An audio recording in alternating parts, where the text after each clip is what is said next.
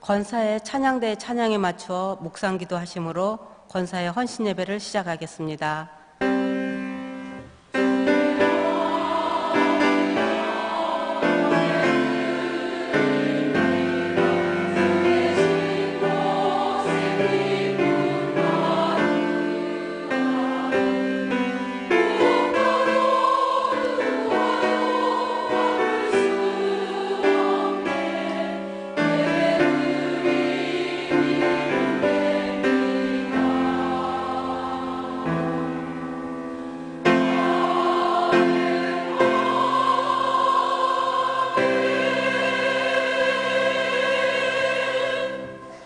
찬송가 430장을 다 함께 부르시겠습니다.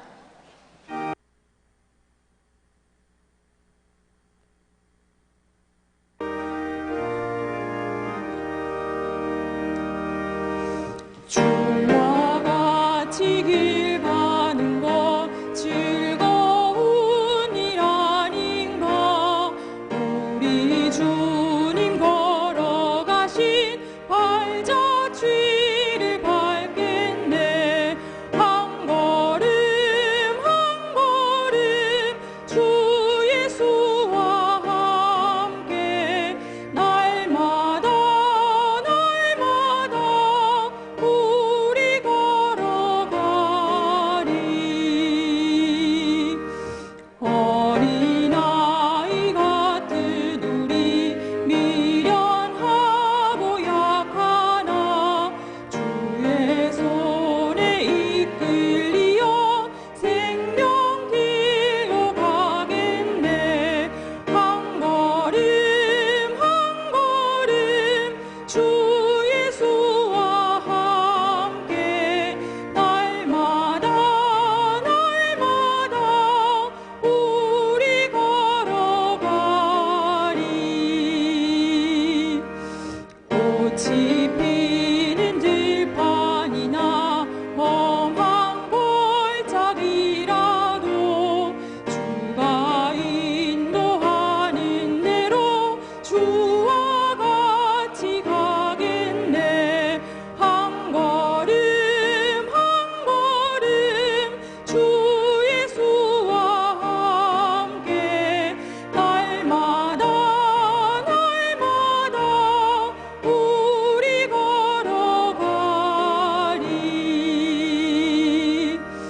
옛 선지자의 녹같이 우리들도 천국에 들려 올라갈 때까지 주와 같이 걷겠네. 한 걸음 한 걸음 주 예수와 함께 날마다 우리 걸어가리.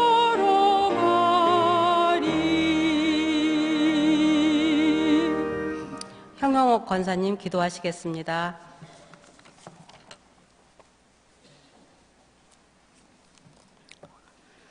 사랑의 주님, 죽음의 절망을 이기도록 부활 소망을 주신 주님 감사합니다. 죄 사함의 은혜를 누릴 수 있게 하시고 복된 날, 복된 말씀을 들음으로 하나님이 원하시는 의의 자리에 설 수 있도록 인도하여 주심에 감사를 드립니다. 이 밤 특별히 권사의 헌신 예배로 드리게 하심을 또한 감사합니다. 교회의 기도의 어머니로 세워주시어 담임 목사님과 교회를 위해 기도하는 기도의 제목에 응답해 주시는 주님의 역사를 바라보며 나아가게 하시고 말씀 묵상을 통해 생활 속에서 함께 하시는 하나님을 체험하고 느끼며 자녀들에게 믿음의 유산을 남기는 본이 되는 삶을 살아가는 어머니들이 되도록 주님께서 축복하여 주시옵소서. 권사의 각 부서를 통해 하나님의 일을 감당함에 겸손하게 하시고 끝까지 자기 자리를 굳게 지키며 영생의 자리에 반드시 함께 서는 권사님들이 되도록 축복하여 주옵소서. 교회의 공동체를 위해 성도로서 선한 봉사와 섬김으로 교회가 행하는 희년맞이 5대 실천 목표에 적극적으로 힘을 다해 동참하며 12 광주리에 차고 넘치는 축복과 기쁨과 감사가 넘치도록 은혜를 더하여 주시옵소서. 부흥사경회를 축복하시어 모든 성도들이 충만한 은혜를 사모하며 기도로 준비하게 하시고, 청장년 학습 세례를 통하여 세례를 받은 주님의 자녀들, 구원받기 위한 삶이 아닌 구원받은 자의 삶으로 구원인, 사명인, 경향인의 자부심을 가지고 감사하며 살아가는 은혜를 허락하여 주시옵소서. 유아세례 부모 교육을 통해서 말씀과 함께 자녀들을 품고 기도하며 주님의 성품을 닮아가게 하시고 어린 심령들이 성장하는 그러한 자녀들이 되도록 주님께서 그 부모님들의 성령 충만케 하여 주시옵소서. 오늘 세워주신 황명길 목사님을 통하여 전하시는 귀한 말씀으로 은혜를 받도록 목사님을 붙드시고 특송과 찬양으로 하나님께 영광 돌리기를 원하며 헌신을 다시 한번 다짐하는 권사님들이 될 수 있도록 주님 축복하여 주시옵소서. 모든 영광을 주님께 돌려오며 살아계신 예수님의 이름으로 기도하옵나이다. 아멘.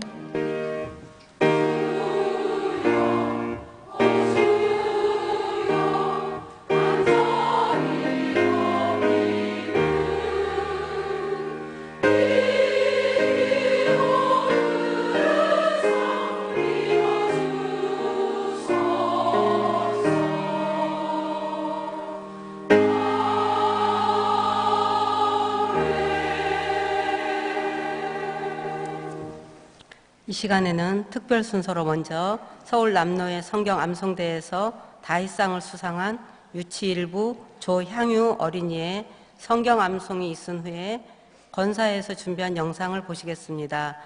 마지막으로 권사의 기도부, 경조부, 출석 우수자 나와서 특송하시겠습니다.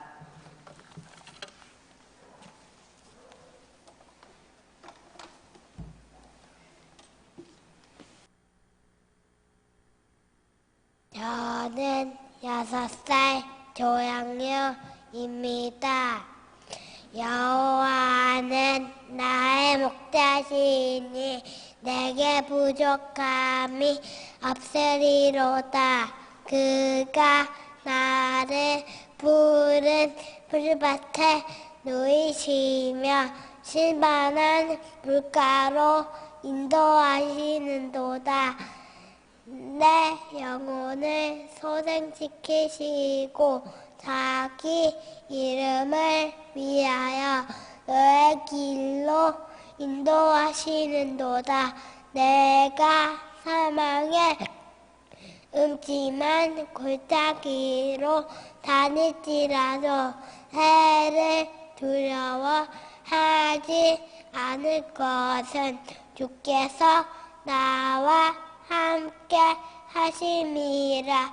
주의 지팡이와 막대기가 나를 안위하시나이다. 주께서 내 원수의 목전에서 내게 상을 차려주시고 기름을 내 머리에 부으셨으니 내 잔이 넘치나이다. 내 평생의 선하심과 인자하심이 반드시 나를 따르리니 내가 여호와의 집에 영원히 살리로다. 시편 23편 1절에서 6절 말씀. 아멘.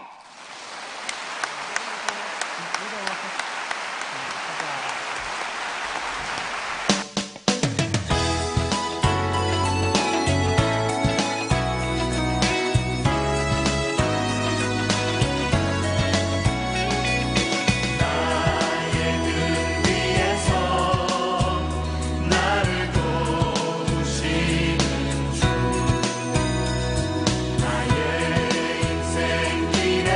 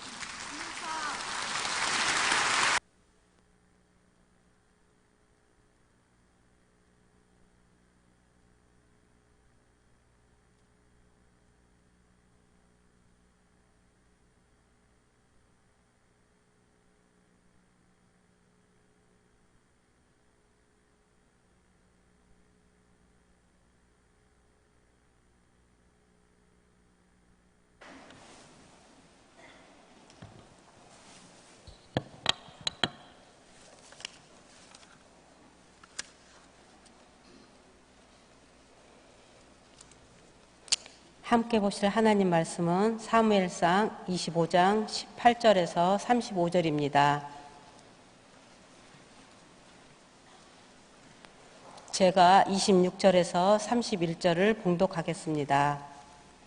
내 주여 여호와께서 살아계심을 두고 맹세하노니 내 주도 살아계시거니와 내 주의 손으로 피를 흘려 친히 보복하시는 일을 여호와께서 막으셨으니 내 주의 언수들과 내 주를 해하려 하는 자들은 나발과 같이 되기를 원하나이다.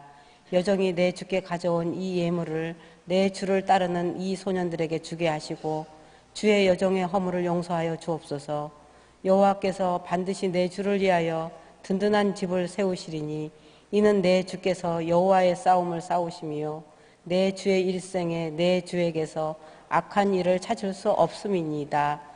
사람이 일어나서 내 주를 쫓아 내 주의 생명을 찾을지라도 내 주의 생명은 내 주의 하나님 여호와와 함께 생명싸개 속에 쌓였을 것이요 내 주의 원수들의 생명은 물매로 던지듯 여호와께서 그것을 던지시리이다. 여호와께서 내 주에 대하여 하신 말씀대로 모든 선을 내 주에게 행하사 내 주를 이스라엘의 지도자로 세우실 때에 내 주께서 무죄한 피를 흘리셨다든지 내 주께서 친히 보복하셨다든지 함으로 말미암아 슬퍼하실 것도 없고 내 주의 마음에 걸리는 것도 없으시리니 다만 여호와께서 내 주를 후대하실 때에 원하건대 내 주의 여정을 생각하소서 하니라. 아멘.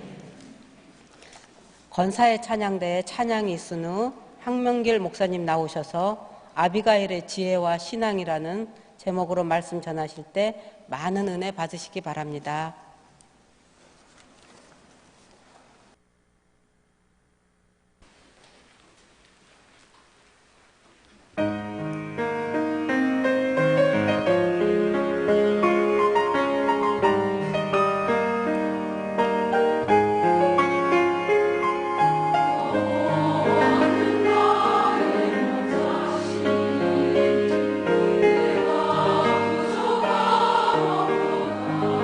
부족하구나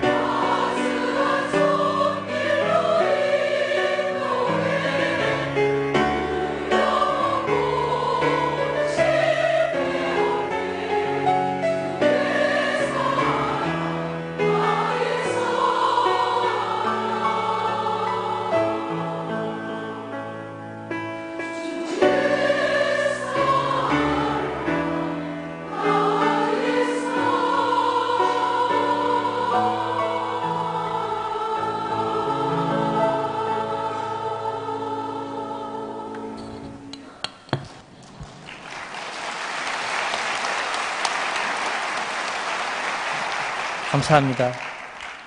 제가 설교하는 것도 참 떨리지만은 저는 애들이 앞에 나와가지고 암송할 때 있죠. 제가 더 떨려요. 거기서 힘 다 빼고 올라옵니다. 설교하기 전에. 오늘도 한 구절 한 구절 외우는데 제가 잘 넘어가겠지 했는데 역시 잘 넘어갔습니다. 여러분도 그랬죠? 저는 설교하는 것보다 더 떨렸습니다. 아무튼 정말 우리 주일학교 애들이 너무 감사하고 좋은 것 같아요. 여러분, 선지자 사무엘이 다윗의 2차 도피 기간 중에 세상을 떠났습니다. 그는 위대한 선지자였지만은 사울을 왕으로 세운 일은 어쩔 수 없는 그의 실수였습니다. 본문 25장 1절에 사무엘이 죽었다라는 말은 두 가지 의미가 있습니다. 하나는 사무엘의 리더십이 다윗에게 이양됐음을 의미하고, 다른 하나는 이스라엘이 영적인 혼란기에 접어들었다는 것을 말합니다. 과거 여호수아가 죽자 이스라엘 공동체가 무너졌고 그 결과 많은 사람들이 자기 소견대로 행하는 시대가 되지 않았습니까? 여러분, 그때 뿔뿔이 흩어졌던 민심을 모아 나라를 재건했던 인물이 바로 사무엘이었습니다. 그런데 그 사무엘이 오늘 죽었다고 말합니다. 이런 배경에서 오늘 본문에 다윗이 바란 광야로 내려갔다고 말하고 있습니다. 여러분, 다윗이 바란 광야로 내려간 것은 사무엘의 장례식도 관련이 있지만은 한편으로 사울로부터 도망하기 위함이었습니다. 비록 사울이 24장에서 잠시 회개한 모습을 보였지만은 그는 결코 진정한 회개를 하지 않았습니다. 그는 사무엘이 죽자마자 다시 다윗을 체포하는 일에 나서게 됩니다. 그러나 이것보다 다윗이 바란 광야로 내려간 것은 가장 결정적인 이유는 바로 식량을 구하기 위함이었습니다. 지금 다윗의 군사가 한두 명이 아닙니다. 약 600명 정도라고 했습니다. 이들을 먹이기 위해서는 바란 광야로 가야만 했습니다. 바란 광야는 목초지로 유명한 곳이고 더군다나 부자 나발이 살고 있었기 때문입니다.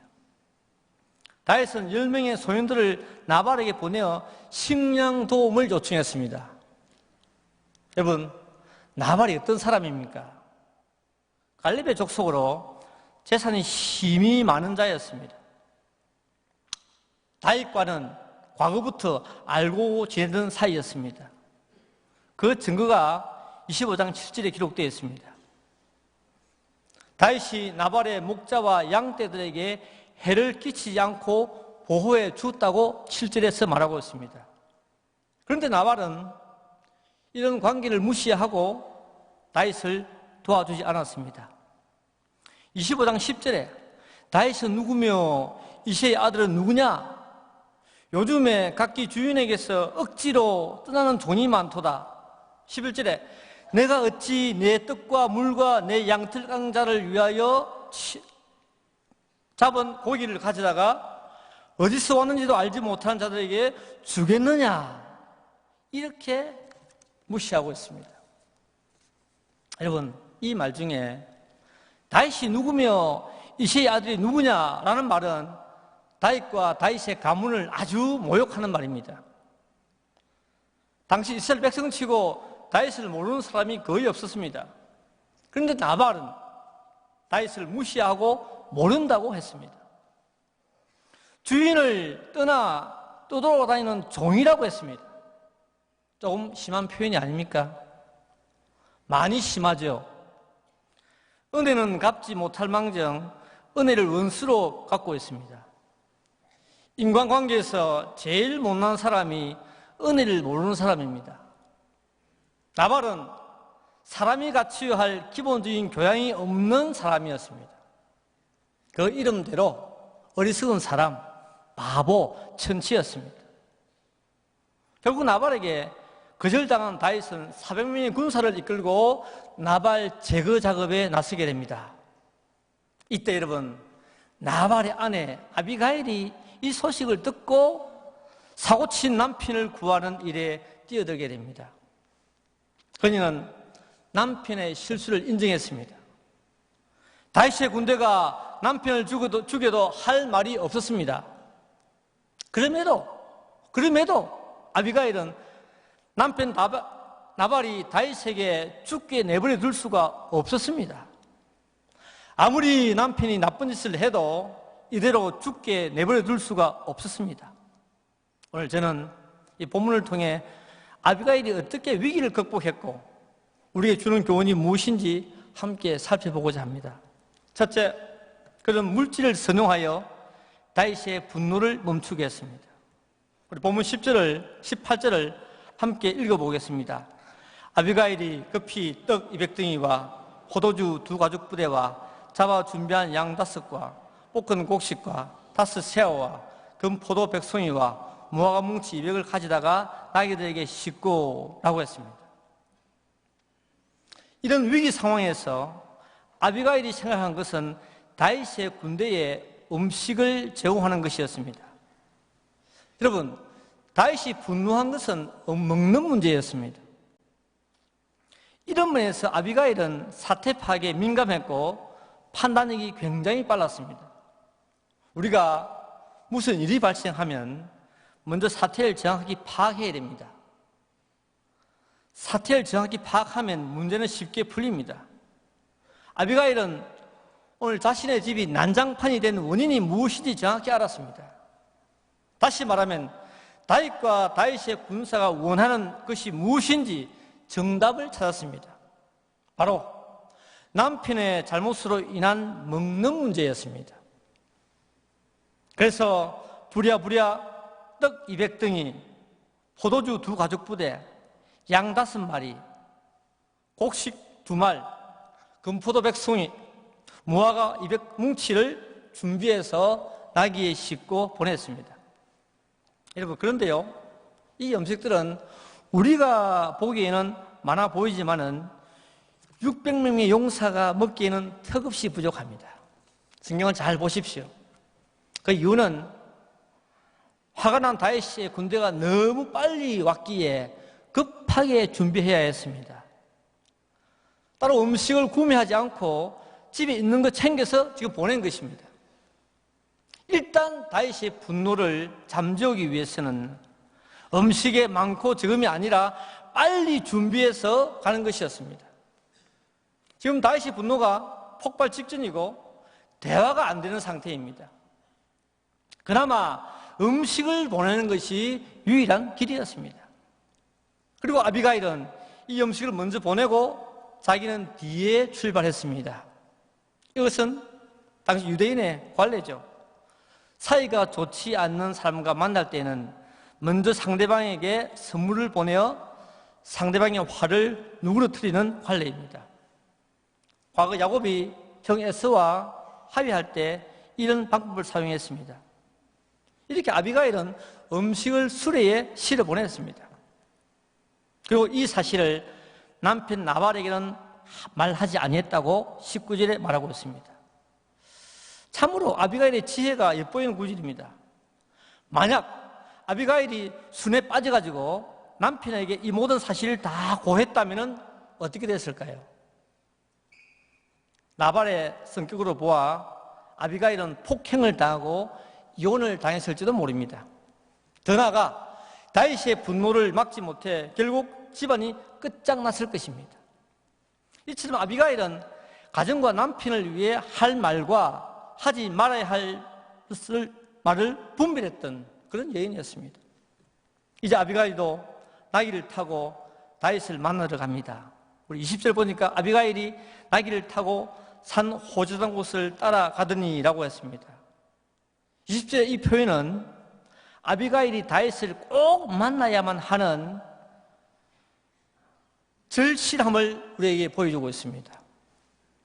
음식만 달랑 보낸다고 해서 다윗의 화가 풀리겠습니까? 아니겠죠. 당신의 군대가 필요한 거 내가 보냈으니까 이제 우리 남편 살려주세요. 가세요. 이게 되겠습니까? 지금 다윗의 상태로는 물질로는 완전히 화가 풀리지 않는 상태입니다. 친구끼리 혹은 연인끼리 심하게 싸우고 난 다음에 어떻게 합니까? 합의 차원에서 선물한다고 해서 화가 풀립니까? 만나야죠. 만나서 말을 해야죠. 오늘 본문에 아비가일이 음식만 보낸다고 해서 다윗의 분노를 멈출 상태는 아님을 알았습니다.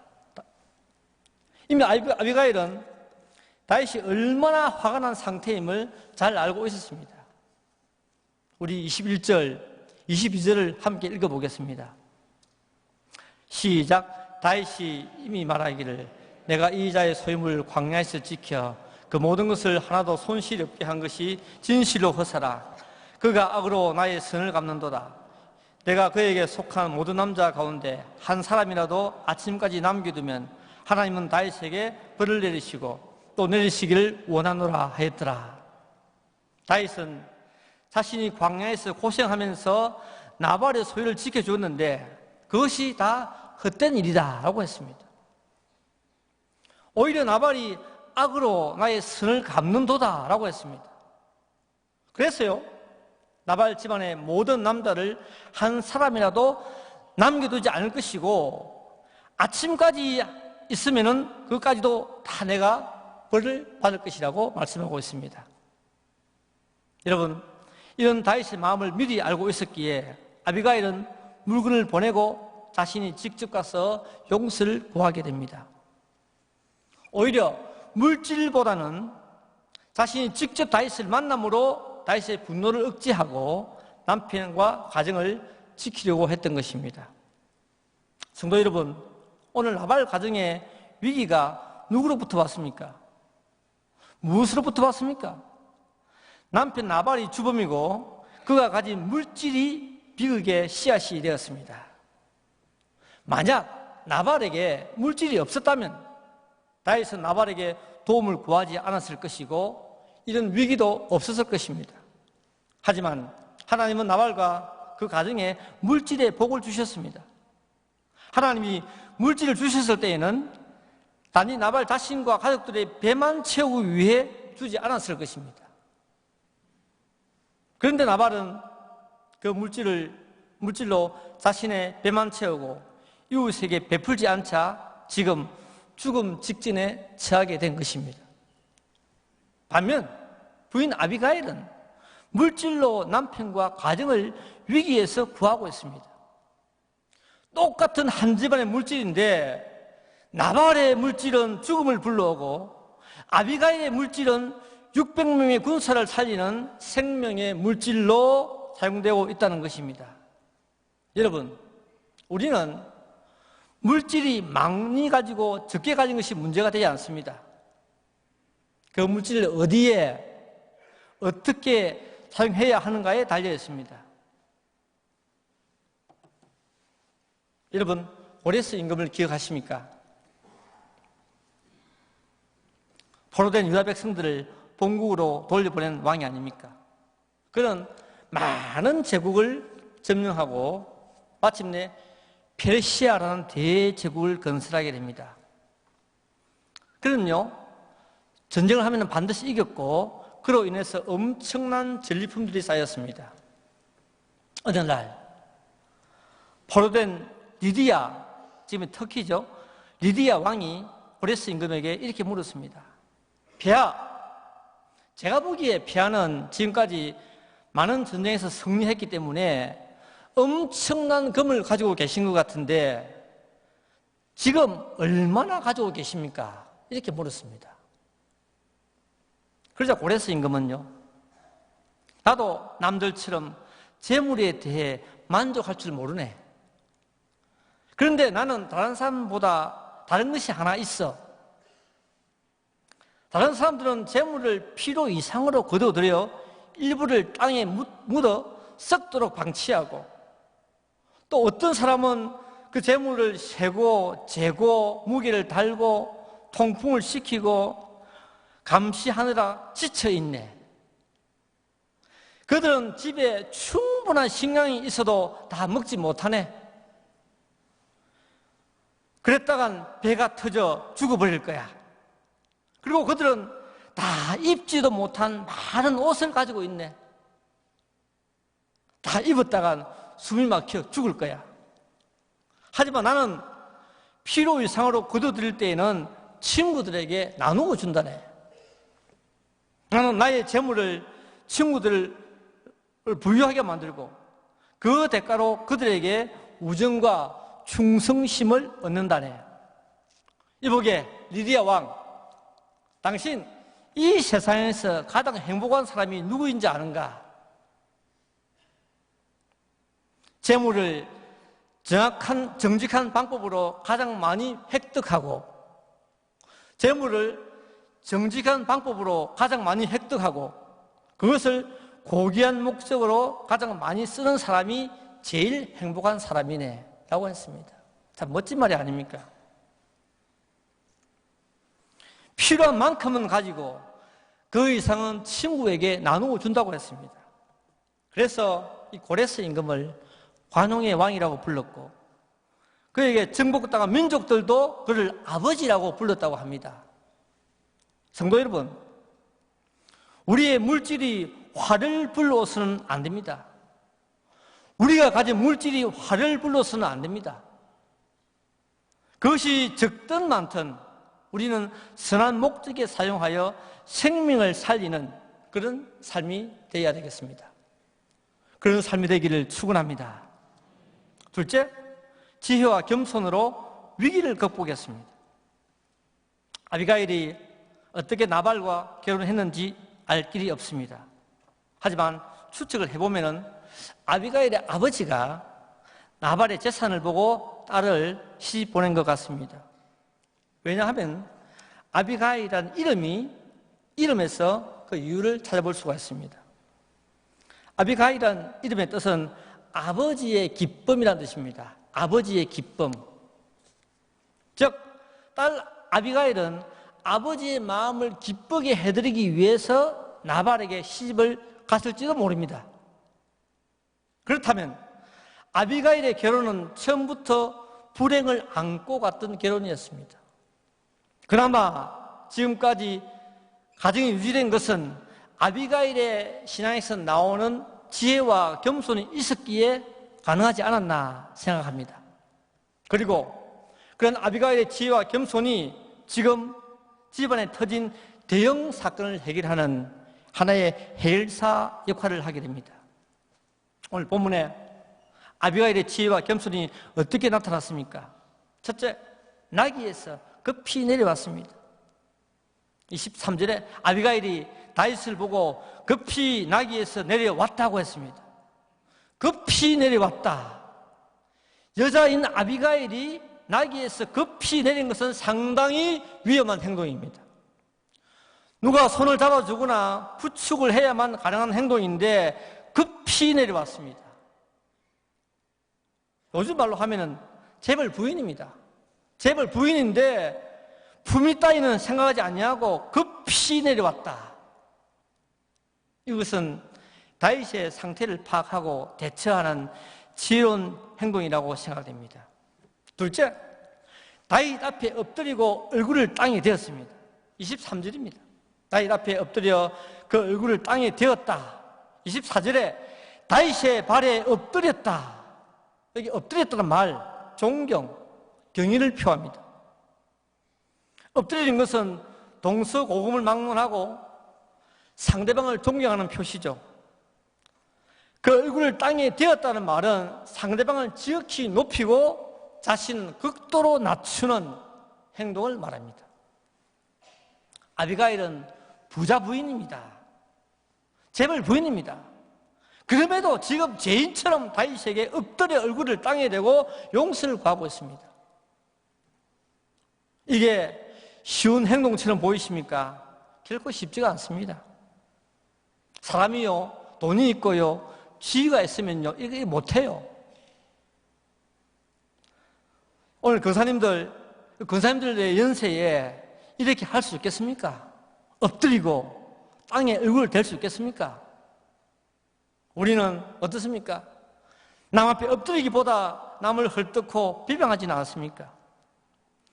얼굴을 땅에 대기보다 자신이 잘났다고 얼마나 고개를 들고 있습니까? 엎드리고 얼굴을 땅에 대는 성도가 과연 몇 명이나 되겠습니까? 오늘 한국교회 안에. 그런 교회가 지금 몇이나 서울 장안에 있겠습니까? 엎드리고 얼굴을 땅에 대는 성도님들이 되시기를 바랍니다. 셋째, 다윗을 나의 주라고 고백했습니다. 역시 겸손입니다. 24절 이르되 내 주여 원하건대라고 했습니다. 주, 여기 주는 주인이란 뜻입니다. 아비가일은 다윗이 자신의 주인이라고 고백합니다. 여기서는 이미 다윗이 차기 이스라엘의 지도자가 될 것을 알고 있다는 증거죠. 그런 이유로 오늘 본문 24절부터 31절까지 주라는 단어가 무려 26회나 사용되고 있습니다. 26회. 아비가일의 입에 나오는 말의 대부분이 뭡니까? 다윗이 나의 주인이다는 것입니다. 26번째. 주라고 고백한 이 단어 속에 아비가일의 지혜, 겸손, 통찰, 신앙 등이 총체적으로 포함되어 있습니다. 그러면서 자신은 나는 다윗의 여종이라고 고백합니다. 본문에 여종이란 말이 6회나 사용되고 있습니다. 이처럼 아비가일은 다윗이 자신의 주인이며 자신은 다윗의 시녀라고 확실하게 선을 그었습니다. 아비가일은 다윗과의 관계에서 자신이 어떤 존재임을 깨달았습니다. 그러니까 지금 땅에 엎드린 거예요. 다윗이 주인이고 나는 다윗의 시녀입니다. 이 부자 부인이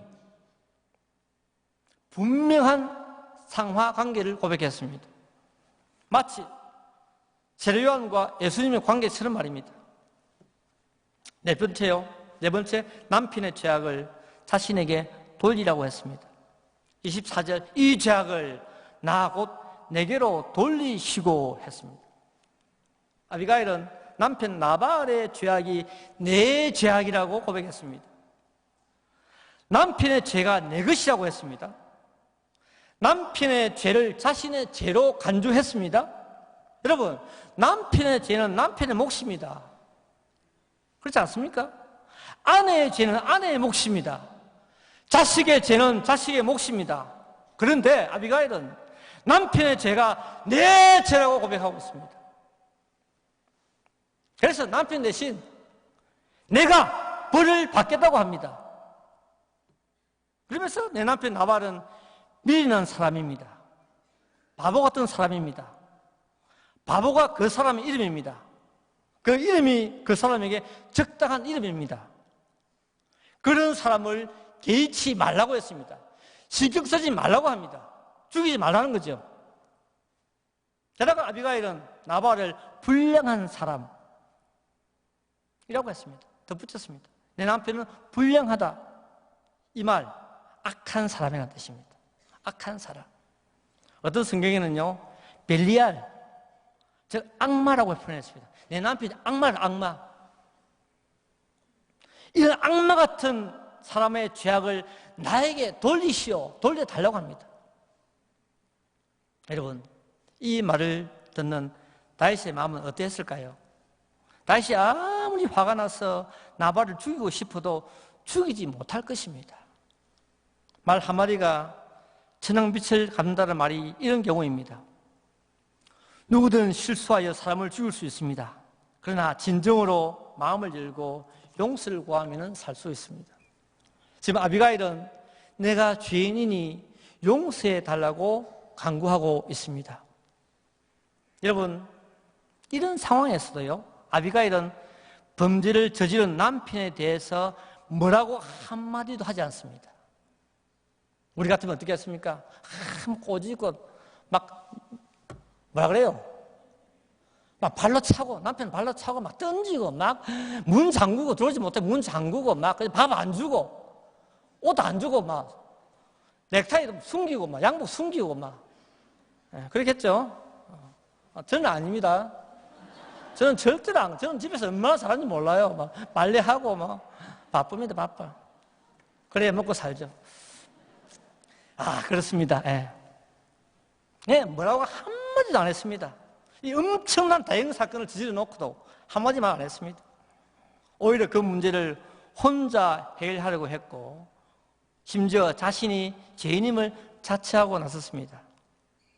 지금까지 생각해 보면 아비가일이 다윗에게 음식을 보낼 이유도 없습니다. 안 그래요? 남편이 죄를 지었는데 아비가일이 나귀에서 급히 내려 다윗에게 엎드려 얼굴을 땅에 대고 절할 이유가 없습니다. 남편의 죄악을 자신의 죄로 돌릴 이유도 없습니다. 지금 더군다나 남편 대신 자신이 벌 대신 받겠다고 나설 이유도 없습니다. 그럼에도 아비가일이 이렇게 행동을 한 것은 바로 신앙이 있었기 때문이죠. 구체적으로 지혜와 겸손이 있었기 때문입니다. 여러분에게 한 가지 물어보겠습니다. 만약 오늘 여러분의 가정에 이런 엄청난 환란이 닥친다면 어떻게 하시겠습니까? 남편에게 잘됐다, 이사 갈 때 데려가지 말자, 냉장고 그릇 잠그자, 냉장고 안에 못 들어가게끔 남편 그렇게 하겠습니까? 여러분 남편 데려가세요. 이사할 때 불쌍합니다. 데려가셔야 됩니다. 냉장고 문 열어놓으세요. 냉장고 문에 또 문 잠그면 또 못 들어가면 안 되니까 남편 데려가셔야 됩니다. 죄송합니다. 오늘 남편들 참 그 본문이 남편들이 안 좋은 본문이에요. 죄송합니다. 예. 저보고 인사도 안 하시면 어떻게 하지? 예. 저는 개인적으로요, 지혜와 겸손으로 대처하는 것도 나쁘지 않다고 생각됩니다. 하나님께 지혜를 구하고 우리가 겸손한 자세로 모든 사태를 파악한다면 환란을 피해갈 것이라고 생각합니다. 여러분, 지혜와 겸손으로 위기를 극복하고 하나님의 축복을 체험하시는 성도님들이 되시기를 바랍니다. 세 번째 마지막, 하나님의 절대 주권 신앙이 다윗으로 하여금 하나님께 영광을 돌리게 하였습니다. 이제 아비가일은 본격적으로 다윗과 대화를 하게 됩니다. 아비가일은 26절부터 31절까지 여호와라는 말을 무려 6회나 사용하고 있습니다. 아비가일은 지금 다윗 앞에 여호와라는 이름을 6회나 언급한 것은 다윗의 마음을 돌리기 위함이었습니다. 성난 다윗, 살인의 광기를 품고 있는 다윗을 막는 길은 음식보다, 앞에 보는 음식보다, 아비가일 자신보다 여호와 하나님이었습니다. 믿습니까? 여호와 하나님만이 다윗의 분노를 막을 수 있기 때문입니다. 만약 이 시간에 아비가일이 다윗 앞에 자신의 이름을 내세우고 남편의 이름을 내세웠다면 어떻게 되었을까요? 그냥 단칼에 목이 날아갔을 것입니다. 하지만 아비가일은 철저한 하나님 절대 주권 신앙으로 다윗을 설득하였습니다. 어떻게 설득합니까? 첫째, 여호와께서 살아계셔서 당신의 살인을 막으셨다고 했습니다. 26절이죠. 여호와 하나님이 살아계시고 그 살아계신 하나님이 당신의 살인을 이미 막으셨다고 했습니다. 여기 막으셨다는 말은 이미 과거에 막으셨다는 말입니다. 하나님께서 당신의 살인을 먼 과거부터 오늘 이 순간까지 막고 계신다는 것입니다. 참으로 기가 막힌 표현이 아닙니까? 당신이 나발을 죽이고 싶어도 과거부터 하나님이 막고 계시기 때문에 죽일 수 없다는 것입니다. 과거부터 막고 있는데 어떻게 죽일 수 있느냐 하는 거죠. 또한 하나님은 다윗 당신을 해치려고 하는 사람들까지도 나발처럼 바보가 되게 할 것이라고 했습니다. 둘째, 여호와께서 당신의 집을 든든히 세워주신다고 했습니다. 계속 여호와 나옵니다. 28절이죠. 여호와께서 반드시 내 주를 위하여 든든히 집을 세우시리니, 여기 든든한 집은 미래에 세워질 다윗의 왕권을 말합니다. 여호와께서 다윗을 위해 영원하고 견고한 왕권을 세운다는 것입니다. 그렇다면 어떻게 다윗의 집을 든든히 세우십니까?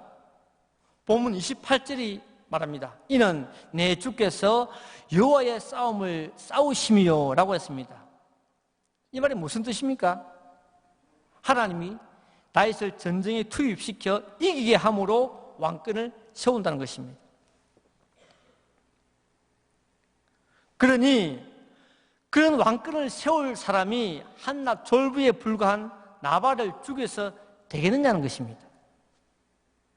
괜히 손에 피를 묻혀 살인자가 되지 말라는 것입니다. 지금. 그래서 28절 하반부에 나중에 당신이 왕이 됐을 때 사람들이 당신 경력을 조사할 때 악한 일, 즉 범죄 경력을 발견할 수 없을 것이라고 했습니다. 요즘 말하면 청문회겠죠. 청문회. 청문회는 우리 다 드러나잖아요. 셋째, 여호와께서 당신의 생명을 생명싸개 속에 보호한다고 했습니다. 29절, 사람이 일어나서 내 주를 쫓아 내 주의 생명을 찾을지라도 내 주의 생명은 내 주의 하나님과 함께 생명싸개 속에 쌓였을 것이요 라고 했습니다. 여기 생명싸개가 무엇입니까? 곡식이나 물건을 넣는 자루를 말합니다. 자루 속에는 물건만큼 안전한 물건이 어디 있습니까? 이렇게 하나님께서 다윗의 생명을 자루 속에 넣어 보호하신다는 것입니다. 게다가 자루 속에는 하나님도 함께 하신다. 그 자루 속에 하나님도 함께 하신다고 했습니다. 세상에 이런 완벽한 보안, 이런 완벽한 보호가 어디 있습니까? 저는 가끔씩 TV에서 미션 임파서블 영화를 가끔씩 봅니다. 톰 크루즈 나오는 영화죠. 잘 훔치잖아요. 기막히게 훔치죠. 막 다 투입하고 막 엄청난 어려운 임무를 수행하죠. 다 합니다. 저는요, 이 본문을 보면서 미션 임파서블의 톰 크루즈도 자루 속에 있는 다윗을 훔칠 수 없다고 저는 확신했습니다. 예, 못 훔칩니다, 절대로. 예, 그 어떤 사람도 다윗을 훔칠 수가 없습니다. 하나님 우리를 그렇게 하고 계십니다. 그러니 여러분, 인간 같지 않는 나발을 죽여서 무슨 이익이 있겠냐는 것이죠. 응? 게다가 하나님 당신의 원수들까지도 물맷돌을 던지듯이 던져버릴 것이다 라고 했습니다. 결론적으로 당신 다윗은 하나님의 확실한 택자이고 하나님의 사랑을 입은 존재라고 말하고 있습니다. 하나님의 생명 싸개 속에 감추어 보호하고 거기에다가 원수들까지도 물맷돌 던지듯이 멀리 던져버린다고 했습니다. 그러기에 굳이 나발 같은 사람을 죽여 살인자 딱지를 붙이지 말라는 것입니다. 넷째요, 또 뭐라고 합니까? 여호와께서 당신을 이스라엘 지도자로 세우고 후대한다고 말합니다. 30절에 여호와께서 내 주에 대하여 하신 말씀대로 모든 선을 내 주에게서 행하사 그 다음 말 내 주를 이스라엘의 지도자로 세우신 때에 라고 했습니다. 여기 지도자는 왕이 아니라 통솔자라는 뜻입니다. 요즘 말로 하면은 뭐 제후, 분봉왕 정도입니다. 여러분, 이스라엘 왕은 하나님 한 분밖에 없죠. 그래서 아비가일은 다윗을 왕으로 부르지 않고 지도자라고 부르고 있습니다. 여기 세운다는 말은 지명한다는 뜻인데 하나님께서 다윗을 미래에 이스라엘 지도자로 이미 내정해 놓으셨다는 뜻입니다. 그런데 당신이 때가 되어 이스라엘 지도자가 되는 그 순간 당신이 사람들을 죽였다는 범죄가 드러나면 당신은 지도자가 될 수 없다는 것입니다. 그래서 아비가일은 범죄하지 않고 기분 좋은 상태에서 지도자로 등극해야 된다고 말씀하고 있습니다. 본문 31절이 이 사실을 말해주고 있습니다. 함께 읽어보겠습니다. 내 주께서 무죄한 피를 흘리시다든지 내 주께서 친히 보복하시든지 함으로 말미암아 슬퍼하실 것도 없고 내 주의 마음에 걸리는 것도 없으시리니 했습니다. 예. 그리고 이런 범죄 없는 상태에서 지도자가 되면은 여호와께서 당신을 후대할 것이다. 당신께서 당신에게 은총을 베풀 것이다. 그렇게 말씀하고 있습니다.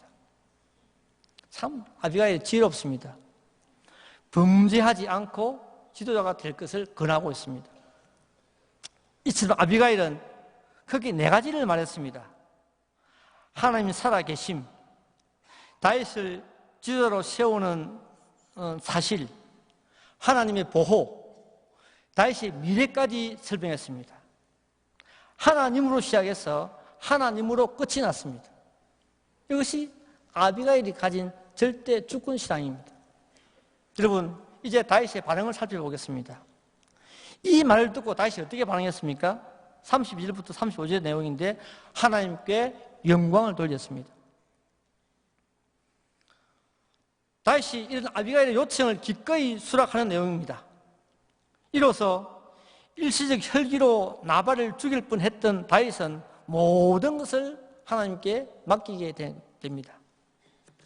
여기서 외형적으로 아비가일의 지혜와 다윗의 열린 마음이 있어 가능했지만 사실상 그 배후에는 하나님의 섭리와 은총이 있었기 때문에 가능했던 것입니다.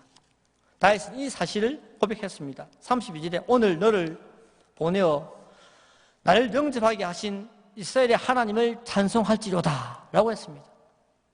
이 말은 아비가일이 곡식을 챙겨 보낸 것도 하나님이 하신 일이고 아비가일이 다윗을 만난 것도 하나님이 하신 일이고 다윗이 나발을 죽이지 않았던 것도 하나님이 주장했다는 그런 말이 우리에게 들려주고 있습니다. 즉, 이 사건 해결의 처음과 끝은 아비가일이 아니라 하나님 자신이라는 것을 우리에게 말씀하고 있습니다. 그러면서 다윗은 아비가일의 지혜를 칭찬하며 축복했습니다. 본문 33절에 보니까 아비가일의 지혜가 무엇입니까? 여기 이런 상황에서 무엇이 지혜일까? 바로 신속한 행동을 지혜라고 했습니다. 오늘 본문에 급히라는 말이 나옵니다. 급히라는 단어가 3번 나오고 있습니다. 18절, 또 23절, 34절, 급히. 이 급히란 말은 아비가일이 사태를 신속히 파악하고 행동했다는 뜻입니다. 그 결과 내가 피를 흘릴 것과 친히 복수하는 것을 막았다. 34절에 나를 막았다 그랬습니다. 아비가일의 그 신속한 행동 때문에 내가 살인자가 되지 않았다. 다르게는 내가 이스라엘의 지도자가 되는데 문제가 없도록 네가 나를 지켜주었다는 것입니다. 그렇게 아비가일이 급히 행동했기에 당신 남편과 당신의 가정이 살 수 있었고 나 자신도 살인자가 되지 않았다고 고백하고 있습니다. 다윗은 이런 신속한 행동을 지혜라고 했습니다. 지혜. 그리고 그런 지혜로 복이 있을 것이라고 했는데 나중에 다윗의 부인이 되지 않습니까? 성도 여러분, 말씀을 정리하겠습니다. 물질을 바르게 사용하시는 성도님들 되시기 바랍니다.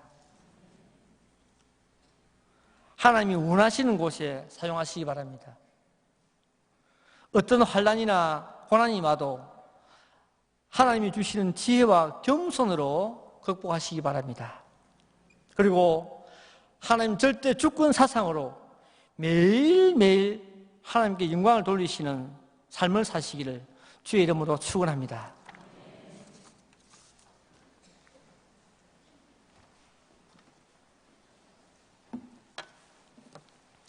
다 함께 찬송가 446장을 부르시면서 준비하신 11조와 헌금을 하나님께 드리시겠습니다.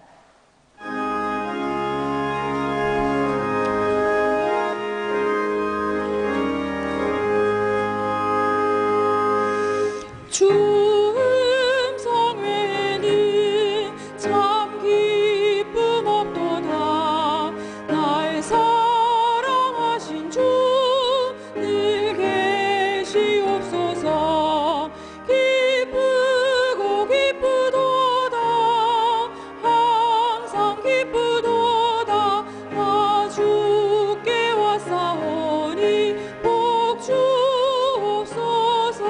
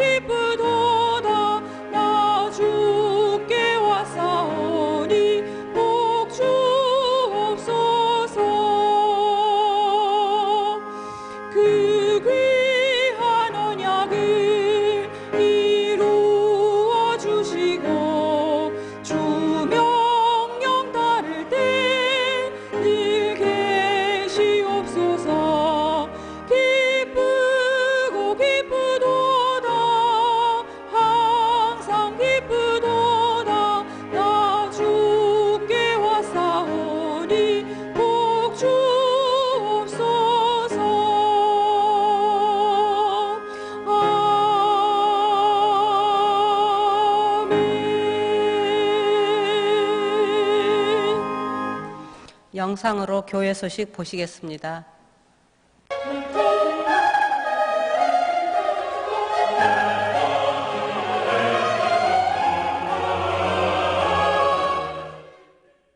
교회 소식입니다. 지난 주일은 부활주일로 지켰습니다. 이날 담임 목사님께서는 자는 자들에 관한 소망이란 제목의 메시지를 전해주셨으며 예배 중에는 성찬식과 감사 예물을 드렸습니다. 낮에는 중고등부 SFC에서 4가지 부활 이야기란 제목의 부활절 특별 공연이 2부 예배 후 제3성전에서 있었으며 교육국에서 오전에는 유년 초등부를 대상으로 오후에는 영아, 유아, 유치부 및 세수식반을 대상으로 한 부활절 대잔치가 제2성전에서 있었습니다. 참석한 어린이들은 담임 목사님의 기도 후 뮤지컬 지저스 탐험대를 관람하였습니다. 저녁에는 부활절 찬양 예배가 있었습니다. 이현종 집사의 지휘와 시온, 호산나, 할렐루야 연합찬양대가 준비한 부활의 찬양이라는 제목의 합창 후 담임 목사님의 축도로 모든 순서를 마쳤습니다. 제36회 임마누엘 청년회 사랑의 모임이 지난 토요일에 교회 식당에서 있었습니다. 오전에는 어르신들을 초청하여 식사를 대접하는 시간을 가졌고 오후에는 성도들을 대상으로 일일 카페를 운영한 후 청년회원 간 교제의 시간을 가졌습니다. 금번 사랑의 모임 수익금은 제네바 신학대학원 도서기금으로 사용되겠습니다. 우리 교회에서는 교회 설립 50주년을 앞두고 세운 희년맞이 5대 실천 목표에 대한 준비와 실천을 위해 희년맞이 비전 헌금을 전 교회적으로 작정하고 동참하기로 결의하였습니다. 교회에서는 다음 주 4월 15일 교회 설립 45주년 기념주일 예배 중에 전 교인이 함께 작정할 예정입니다. 자세한 내용은 교회보 19면을 참고하시고 우리 경향교회를 위해 물질과 기도로 힘을 모아 동참해 주시기 바랍니다. 수요 전도대회가 금주 수요일에 해당 교구와 구역별로 진행되겠습니다. 태신자 갖기 운동 기간 중 진행되는 본 전도대회에 동참해 주시기 바랍니다. 금주 수요밤 예배는 제10에서 12 남전도의 헌신예배로 드립니다. 설교는 김윤식 강도사님께서 하시며 찬양은 권사찬양대가 준비하시겠습니다. 금주 금요밤 기도회는 오후 8시에 교회 설립 45주년 감사 부흥 사경회로 모입니다. 금번 사경회는 12바구니에 차게 거두었더라는 주제로 연산중앙교회를 담임하시는 김성복 목사님과 석기현 담임 목사님, 제네바 신학대학원 교수이신 김대희 목사님을 강사로 모시고 금요일 밤부터 주일 밤까지 집회로 모입니다. 사경회 기간 동안 교회에서 성도님들께 식사를 대접하며 밤 예배 중에는 제1교육실에서 어린이 놀이방을 운영합니다. 자세한 내용은 교회보 12면을 참고하시고 전도의 기회로 선용하시어 큰 은혜 받는 부흥사경회가 되시기 바랍니다. 다음 주일은 교회 설립 45주년 기념주일이며 낮에는 유아세례 대상자 부모교육, 집사회 권사회 원례회, 경향비전 기도회, 별들의 학교 후원회 원례회가 있으며 밤에는 부흥사경회로 드리겠습니다. 교단 소식입니다. 제126회 서울남노회 정기노회가 금주 월요일부터 화요일까지 본 교회당 제2성전에서 있겠습니다.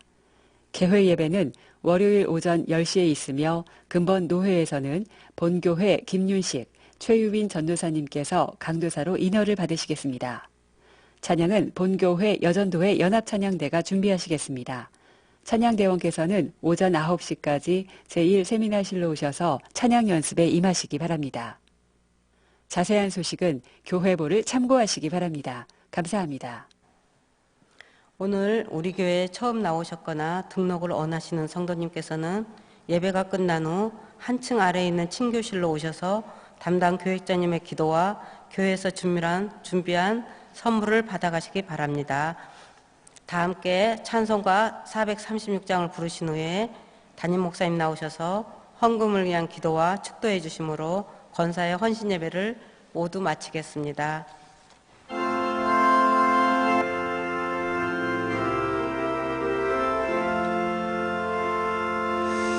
나 이제 주님의 새 생명 얻은 몸 이것은 지나고 새 사람이로다 그 생명 내 맘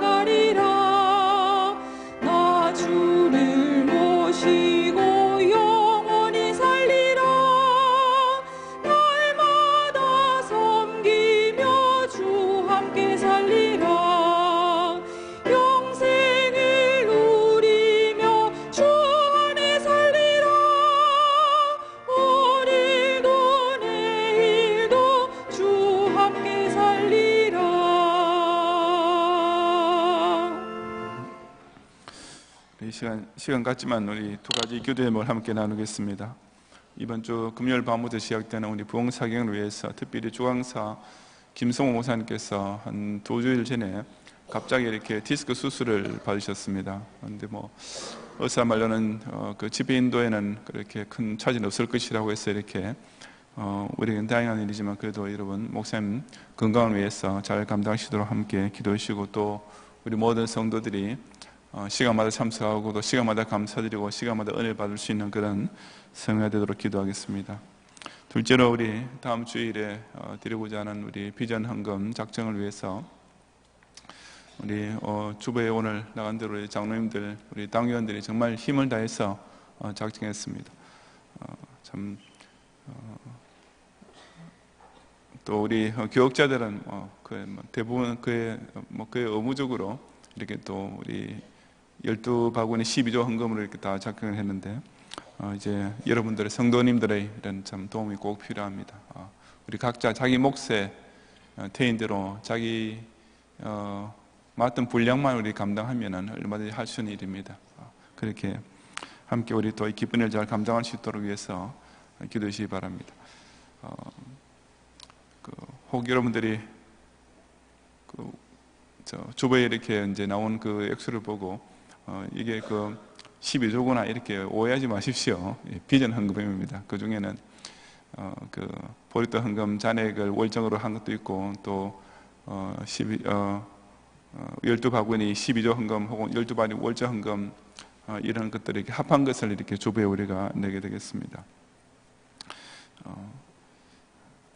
그래서 제가 이렇게 300만 원 월정 작성되는데 제가 한 달에 사례 3천만 원 받는다고 좀 착각하지 마세요. 그렇지 않습니다.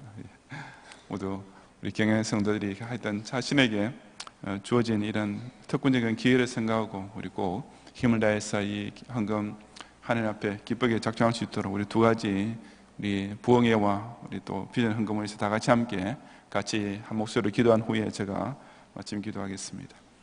주님, 이 밤에도 또 경영의 성도를 귀한 성일 밤까지 허락하여 주시어서 또 세우신 사절을 통해서 말씀 은혜를 받으며 우리 검사들과 함께 헌신 예배를 드리는 모든 것을 주님께서 기쁘시게 연락해 주시옵소서. 특별히 이번 금요일 밤부터 내주일 밤까지 이렇게 또 교회 설립 45주년은 감사 부흥 사경을 열게 하신 주님, 시간마다 우리 경영의 성도들이 빠짐없이 또 가족들과 함께 참여하고 또 시간마다 감사드리고 시간마다 은혜를 받음으로써 정말 우리 교회 설립이 이 말씀의 잔초로 인해서 더욱 기쁘고 은혜가 넘치는 성회 되도록 축복하여 주시옵소서.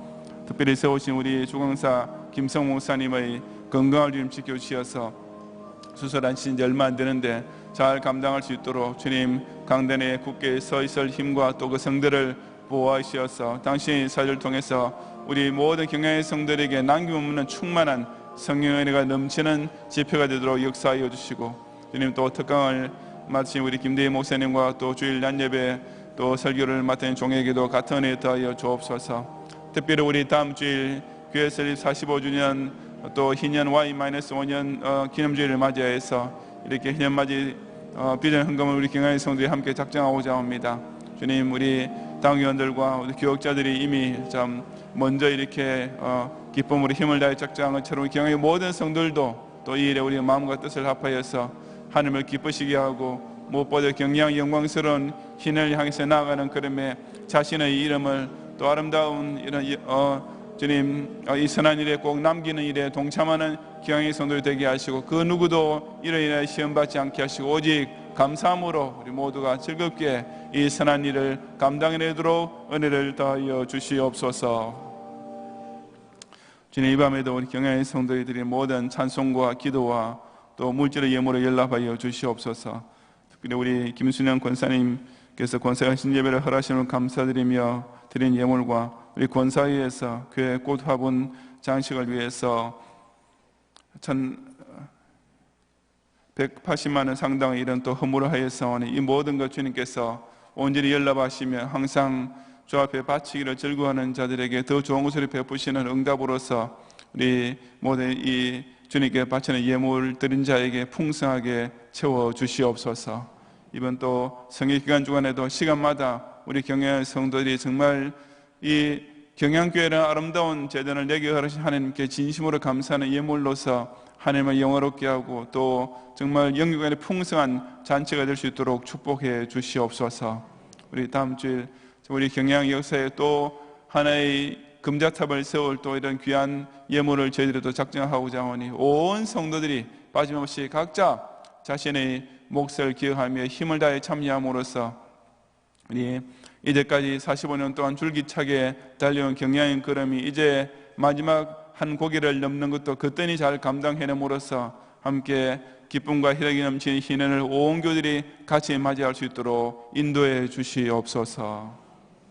예수 그리스도의 은혜와 하나님의 사랑과 성령님의 감동, 인도와 보호하심이 우리의 의하신 물질을 주님이 기뻐하신 일에 선용하며 난관을 당할지라도 항상 겸손과 지혜로서 잘 극복해내고 무엇보다 언제든지 여호와를 경외하는 하나님 절대 주권 신앙으로서 이 경양재단을 중심으로 더욱 신앙의 행보에 전진하며 하나님을 기쁘시게 원하는 우리 모든 경양의 성도들과 이 밤에 헌신 예배드리는 권사회 회원들 위해 이제로부터 영원히 함께 있을지어다. 아멘.